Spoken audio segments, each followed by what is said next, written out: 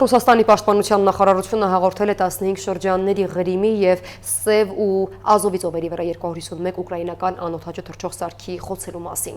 Ըստ գերատեսչության Ղրիմի երկնքում խոցվել է 40 անօդաչու։ Թեոդոսիայում հարձակման է ենթարկվել նավթաբազայի ծովային նավթային տերմինալը։ Ուկրաինական կողմի տվյալներով խոցվել են վառելիքաքսուկային նյութերի պահեստարանները։ Տելեգրամ ալիքները վկայակոչելով տեղի բնակիչներին հաղորդել են նաև Ռուսաստանի Բրյանսկի մարզում ջերմաէլեկտրակայանի և Նիժնի Նովգորդի մարզում Սվերդլովի գործարանի վրա հնարավոր հարձակումների մասին։